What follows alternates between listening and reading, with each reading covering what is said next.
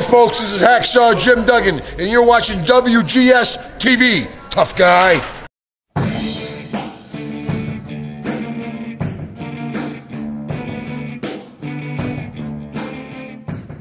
Welcome to another installment of WGS-TV right here on YouTube.com/WrestleGamer. I know you guys have missed me over this past week. Well, as you can probably tell, I'm finally getting over that nasty little head cold I had over the past week. I'm fun being sick, but you know, I don't think you guys want to hear me or see me coming on here with a stopped up nose and just feeling all achy and crabby and want to come on here and make a video. I didn't think that would be, you know, that would make a good video. So that's why I waited till I got all healed up, got better before I came back on here. And now I'm here with Chris Rogers from Rockin' Waves 11294. Chris, how you doing tonight? I'm doing very good. How about you, man? Doing just fine. We're getting ready to discuss Monday Night Raw here for the week of June 4th, 2012. Yeah, guys, we're already in June. Half the year. Holy shit! Yeah, half the year. Can we say shit? You've already said it. Oh, shit. Well, yeah, think about this, guys. Half the year is gone already. Think about that. All right, anyway, let's open up with the interview segment supposedly between John Cena and Michael Cole. And Cole's doing his best, you know, being the heel, so try to get under John Cena's skin. And then John Laurinaitis comes out and affords... you guys remember from last week when Big Show had the opportunity to name his own opponent, and he afforded that same privilege to John Cena for this week. And, of course, he had to rule out Big Show because Big Show wasn't there, although he's probably there for a dark match. You never know. And, of course, John Laurinaitis had to be ruled out because he's officially retired for what he said in the promo. So, of course, you know, Chris, I had my fingers crossed. I was hoping they were going to do it, and they ended up doing it. John Cena versus Michael Cole. I must say, there is a God. Let me just say, I was jumping up and down like a Chinese girl who just found out that she won $1 million when it was announced that Michael Cole was going to face John Cena tonight. I was like, this is epically awesome. That's a weird analogy, but anyway, I thought it was a good opening segment. Since when are my analogies normal? Oh, you got a point there. Even though I did say something was going to be amiss with this, I still thought this was a great opening, entertaining segment for Monday Night Raw. I'm going to go ahead and give it a 4 out of 5. Chris, your thoughts? Well, let me just say the opening promo. It was. Let me just say I think that this was John Laurinaitis' way, or sorry, Mr. Laurinaitis' way of trying to kiss up to the WWE Universe before, you know, next week, which I'm going to let you say what's happening next week. And I'm not going to spoil it, but I mean, I agree. Great opening promo. I got to give it 4 out of 5 as well. The opening match, it was Sheamus and Dolph Ziggler. Now, I said this on last week's Raw review, and Chris, I want to get your thoughts on it very quickly. I, for one, am glad that they actually kind of broke up the tag team of Dolph Ziggler and Jack Swagger. Because I think Dolph Ziggler is much better as a singles competitor, as a singles wrestler, than he is as a tag team guy. What are your thoughts? I was kind of hoping that he would make sort of a face turn, because he was kind of hinting at that the last few weeks with, you know, Vicky Guerrero around him. And, but I do agree, you know, Jack Swagger needs to just do something on his own. I'm so glad when he was gotten rid of. Wasn't he quietly written off the tag team, though? A little bit. This wasn't a normal tag team breakup, you know? No. You know, it was kind of a pipe bomb, you know? Sorry, CM Punk, for stealing your phrase. But, yeah, it was kind of a major shock to see, you know, Jack Swagger, Dolph Ziggler no longer together one week, next week, no longer together. So, but I do agree, Dolph Ziggler, it was about time for him to go back to singles competition and see what he can really do. Well, the opening match for Monday Night Raw this week was basically a rematch from Friday Night SmackDown. It's Sheamus and Dolph Ziggler. I thought this was a very interesting match. I really like the way that they started playing on the fact that Sheamus's left arm was hurt, and they're trying to get it softened up for Alberto Del Rio at No Way Out for the championship match. But I've always said it for the longest time. It takes two to have a really good match. One person can't carry the match by themselves unless it's with a jobber, and we'll explain when we get to that point. But as far as Sheamus and Dolph Ziggler goes, I thought this was a really great opening match, and I believe what actually really contributed to it being a really successful match is what happened after the match was over, when Alberto Del Rio attacked Sheamus on the stage and actually did the cross arm breaker with Sheamus off the stage and kind of trying to bend his arm in two. Now, now what I say about that is it's about time they start building towards both WWE Championship matches and the World Heavyweight Championship match. I really thought that was a good move for them to do. Because, at the last pay-per-view, they really didn't do it so much. But then again, if you think about it, it's Daniel Bryan and CM Punk. The match can sell itself, just on the names. But it's about time they actually start doing a little bit of a build towards the match. And they're actually starting to do that now with the upcoming matches for No Way Out. So, with that in mind, I'm going to give this whole thing a 4.5 out of 5 because I thought it was executed perfectly. I thought it was well done, and they're actually doing something to build towards the World Heavyweight Championship match with Sheamus and Alberto Del Rio. Chris, your thoughts? Exactly. I mean, they are building it very good. It seems that at No Way Out, they are, I believe, wait, it's No Way Out, right? Next pay-per-view? Yeah, No Way Out. Yeah, I kept getting it confused with that and Over the Limit. We just had Over the Limit. Yeah. But I do believe they are promoting these feuds much better than they did at the previous pay-per-view. Previous pay-per-view, you saw nothing. So I think that this pay-per-view, we're going to see some good matches. It's going to be very well promoted feuds. As long as they don't F it up between now and whenever No Way Out is. Next match, it was Sin Cara and Hunico. Now, the only thing that was really interesting about this, because it kind of harkens back to the feud between, if you guys remember, Sin Cara Azul and Sin Cara Negro. Now, my only joke about that is one slip of the word, and WWE would have been looking at a major fine for saying something like that on TV. That's all I'm going to say. Yeah. Other than that, I've already said it before, I am not a fan of the Sin Cara gimmick.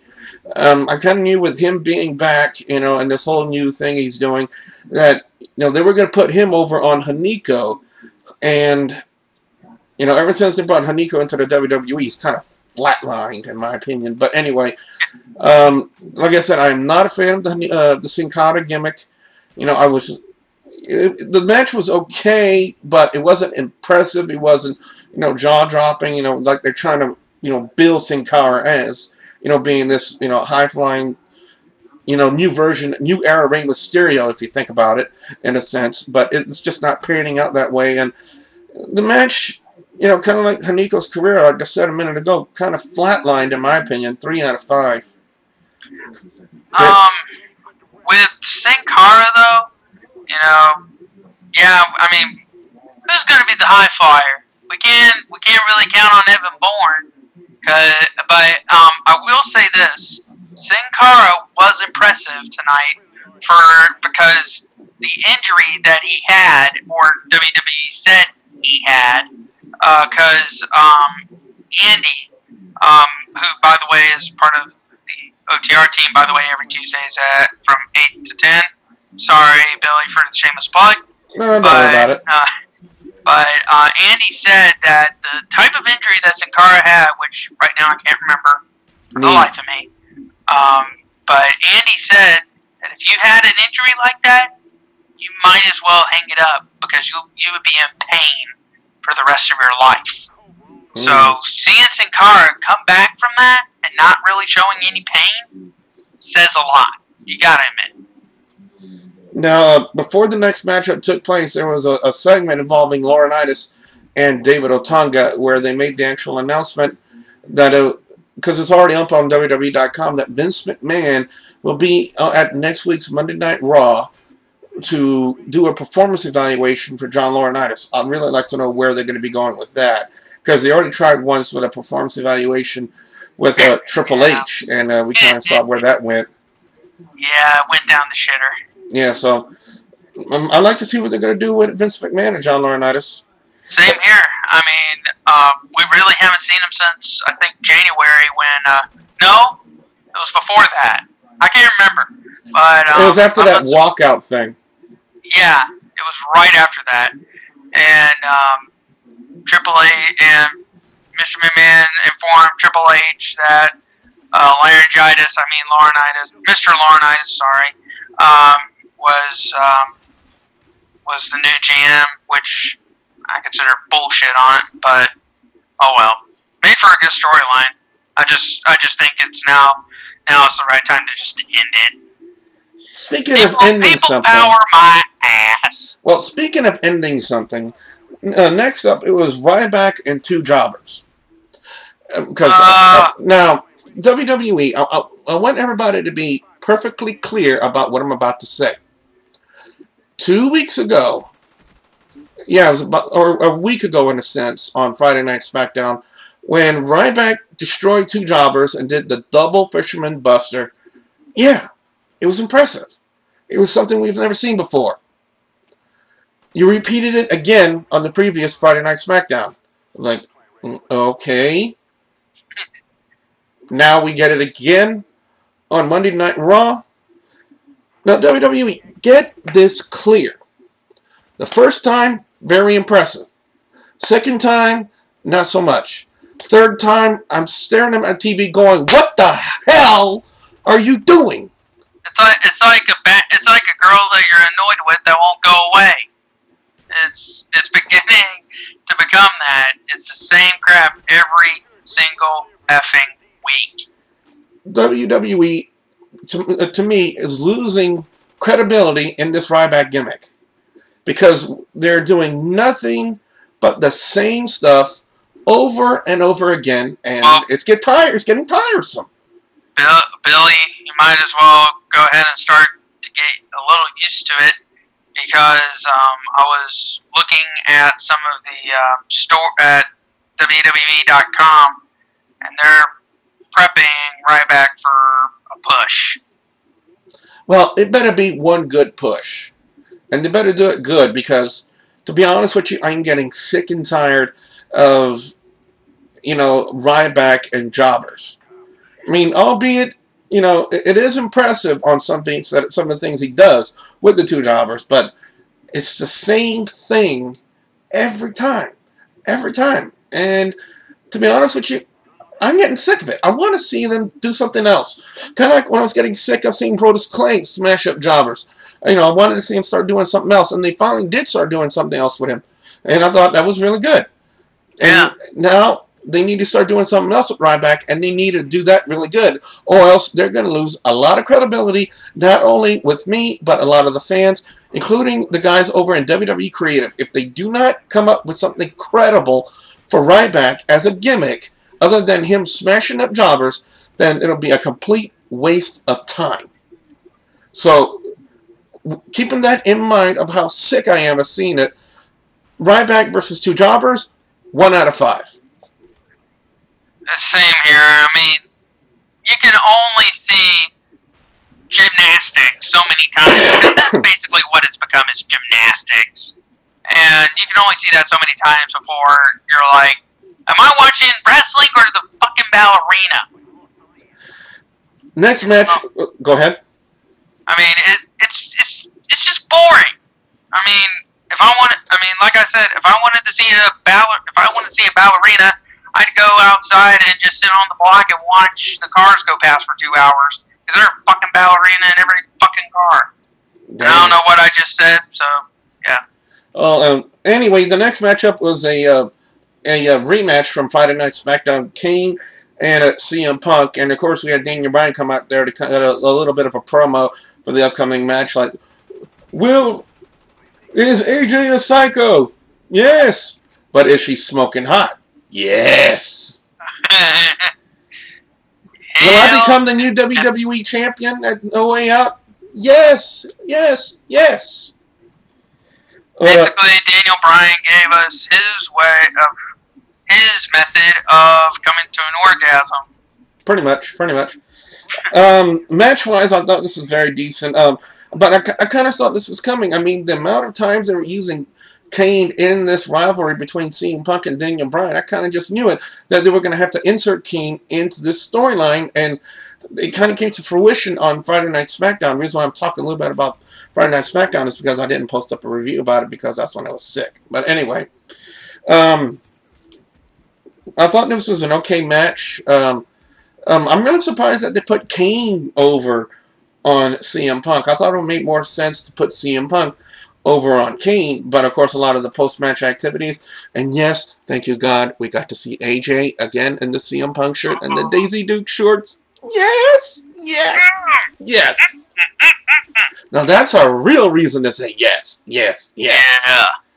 But here's where it gets a little, I guess you can call it cuckoo. See, Kane had just decimated CM Punk, and starts looking at AJ, who was already in the ring. Then Daniel Bryan looked like he was going to rush in and make the save, and Kane kicks him about 30 yards for a field goal. And then AJ starts having the look of terror on her face, and then switches to a smile.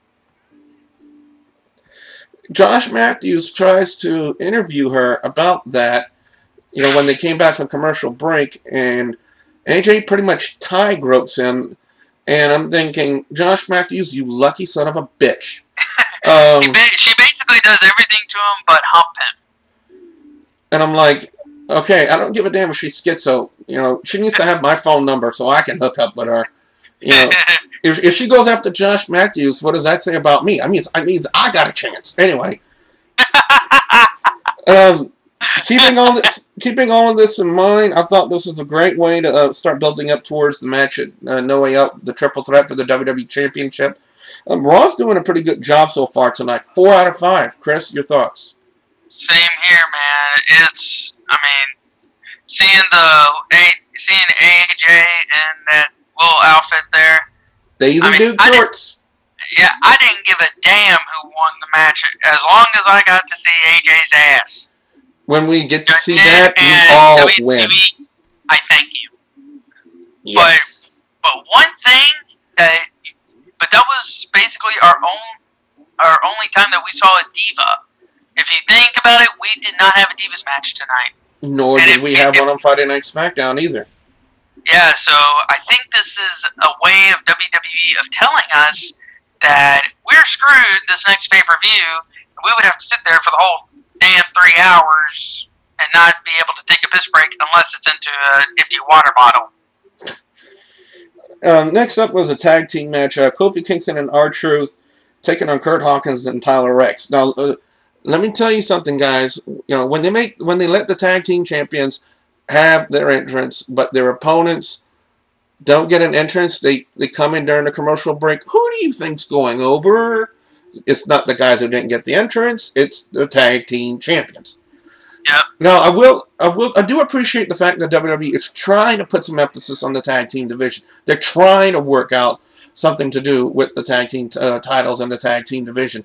But they need to start, I guess, doing a little bit of a better job. I mean, they're really trying to work hard coming up with set tag teams. I mean, now we have Jimmy and Jay Uso, the Usos. We have Darren Young, the Black John Cena, and Titus O'Neil with their $1 million dance, and I'm a dork. I guess they're calling themselves now the Primetime Players. And now, are you serious? Yeah, that's what they're basically the not ready for primetime players. As said by Chris Rogers at Rockin' Wings 11/2/94. And also now we have Kurt Hawkins and Tyler Rex, who apparently now they're a set tag team. So I do appreciate the fact that the WWE is trying to bring and work in together some set tag teams, but they need to start, I guess, varying it up. I mean, yeah, it's one thing to have set tag teams, but jobber tag teams. I mean, come on. You know, Kurt Hawkins and Tyler Rex, you know, if they're not on NXT and they're not on WWE Superstars, they are basically jobbers. That's it. I mean, Darren Young and Titus O'Neil looks like a credible tag team until we remember the fact that they lost in less than a minute to Santino Marella and Zack Ryder on Friday Night SmackDown. That's sad. Who are not a set tag team. You know, you're losing basically, you know, I don't want to downgrade them anyway, because they are highly entertaining, but they're also comic relief. And you're a set tag team and you lose to them. You're getting put over. You're basically, the comic relief goes over on you. What does that say about your credibility in the WWE? You're screwed. Pretty much. So, otherwise, I thought this was a fairly enjoyable tag team match. Nothing bad to say about it, other than the fact it was Tyler Rex and Kurt Hawkins. I'm going to go pretty much an average score, 3.5 out of 5. Chris? I'm with you, because, I mean, Tyler Rex and Kurt Hawkins, seriously, guys, put them back on NXT and just keep them there. And don't worry about the Matt Stryker getting kidnapped by them. Don't worry about that. Just put them on NXT so we don't have to see them every week. Please, I'm begging you, please draft them back next week. Please. Matt Stryker got kidnapped. You didn't hear about that? I don't watch NXT. Well, I was watching it one day because I was bored, and Matt Stryker was kidnapped by Tyler Rex and Kurt Hawkins and was held hostage in a closet. He was tied up. Basically, a couple of people, Caitlyn and whoever she's dating right now, went in, saved him. Matt Stryker basically, by the way, they pulled the plug on the competition. It's now just a regular show. And now it's, like, Matt Stryker fired him from NXT and from WWE, yada, yada, yada. And so, now they got rehired apparently by Mr. Laurinaitis, and now they're on Raw, which I think is pure bullshit. Just take him out in the back and shoot him. Again, that's Chris Rogers. They're done. Again, that's Chris Rogers of OTR Media 1 on YouTube.com/OTR Media 1. So, next up, it was supposed to be the main event of John Cena and Michael Cole. For the life of me, I never thought these words would come out of my mouth. Main event, John Cena versus Michael Cole. But then again, the swerve that I kind of figured it was coming came when Laurinaitis came out and said that the matchup with Michael Cole and John Cena will be a no DQ match, provided that John Cena wins his match with Ten Side. Now, here's a gimmick that is just rapidly dying in the WWE, and it needs to be buried, and that's the Ten Side gimmick, because, you know, they had a plan for bringing Albert, a.k.a. Giant Bernard, a.k.a. A-Train, a.k.a. a big ugly dude in the red with the Chinese all over. They had a big ugly dude with a fake mustache. They had a plan for this gimmick, and the plan is failing miserably. Because, you know why? I can tell you why, guys. There's too many Chinese. No, it's not that. No, it's the fact that the Ten Side gimmick is not getting over with the crowd. They're not chanting Ten Side, or getting into this gimmick. What are they chanting? Albert, Albert, Albert. Because you know what? We, the fans, are not buying into this Ten Side gimmick. Because we're not seeing, I've said it before, and I'll say it again, we're not seeing anything new out of him. We're not seeing anything new. It's basically Albert A-Train 2.0. It's basically all we're getting. And you know why? Because we, the fans, we're not buying the gimmick. That's why the Ten Side gimmick is rapidly dying in the WWE, and it's going to come to the point where the gimmick needs to be totally dropped, and they need to do something else with Albert. You know, maybe bring him back as A-Train, maybe. You know, I think that would be a much better solution than Ten Side. But keeping the Ten Side gimmick on there is just going to prolong the agony of wrestling fans.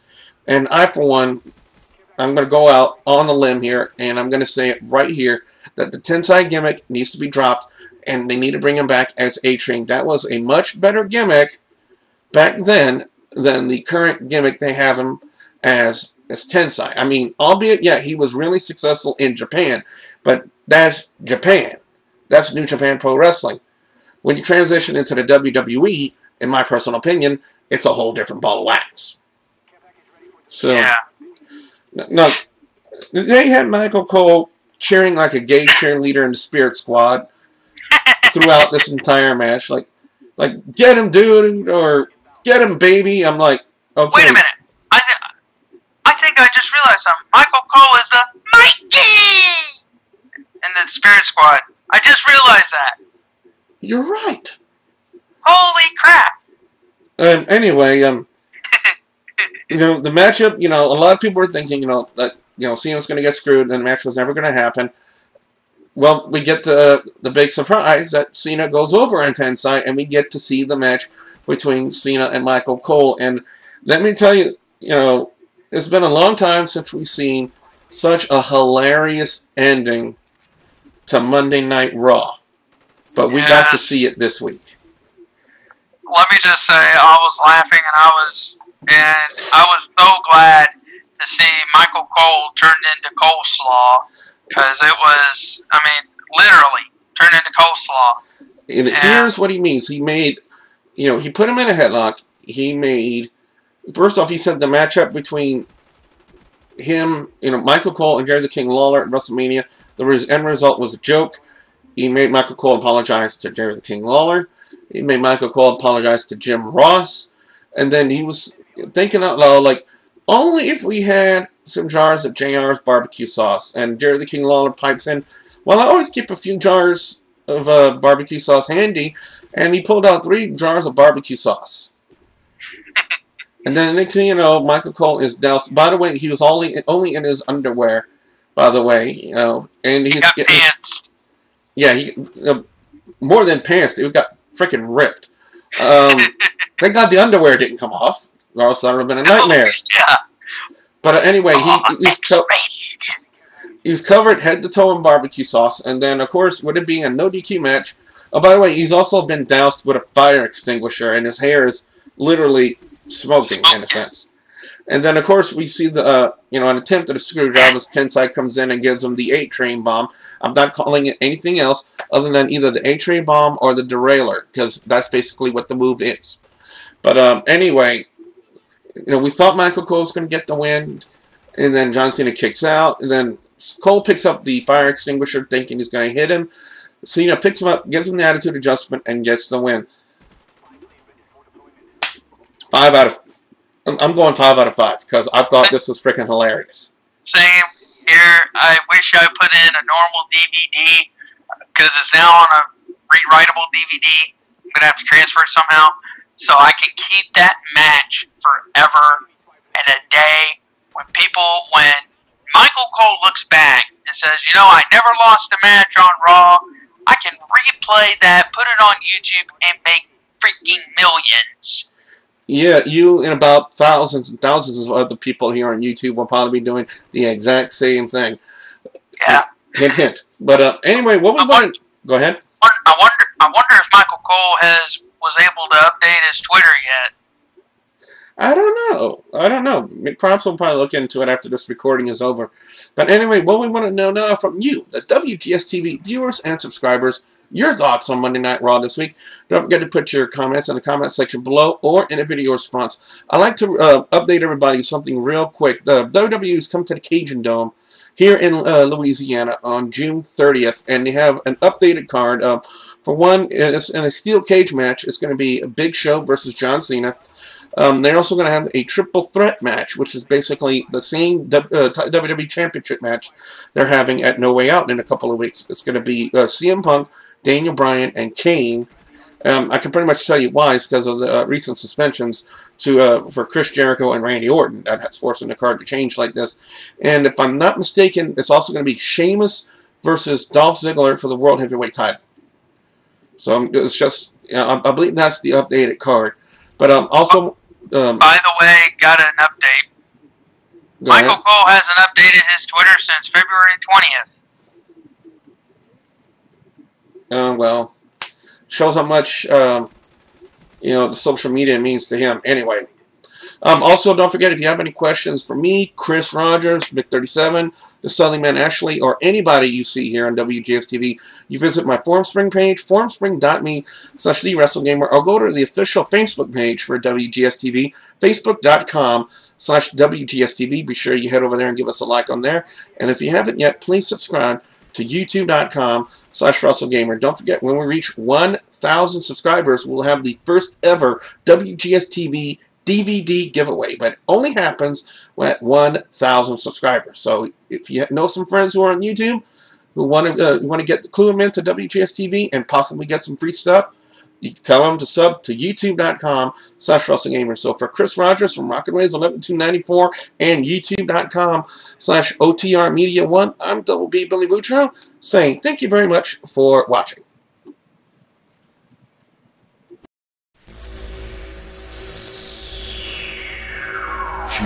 GCW, Gulf Coast Wrestling, where the bad boys play. Gulf Coast Wrestling of Louisiana proudly presents Ring of Fire at the New Iberia City Park Rec Center in New Iberia, Louisiana, Friday, June 22nd, and Cajun Carnage at the American Legion Hall in Abbeville, Louisiana, Saturday, June 23rd. Come out and watch your GCW superstars put it all on the line as we bring the most intense, most high-impact wrestling that we have to offer. Those on the card: Kid Crash, as well as the one and only Green Man, Ronald A. Mikey Boudreaux, Flip Wolfman Jackson. Another on the line here is the Big Mother Trucker himself, Trucker Jones, Big John Steele, the GCW Abbeville Tag Team Champions, High Definition, as well as the Heavyweight Champion, The Rocket. Also featuring former WWE Superstar and Diva, the female fighting phenom Jazz, and Red Dog Rodney Mack. That's right, folks. Come out to Abbeville and New Iberia, June 22nd and 23rd, as we bring you some of the most intense wrestling here in South Louisiana. Now, tickets are on sale in both locations. For the Iberia show, GCW-GulfCoastWrestling.com, and click the tickets icon. And for the Abbeville show, call 772-8010, 517-6548, and 517-0823. Once again, folks, this is a double weekend, Friday and Saturday, June 22nd and 23rd, New Iberia and Abbeville, Ring of Fire, Cajun Carnage. You do not want to miss this, folks. You have every opportunity, so get your tickets now. This is action. This is adrenaline. This is GCW.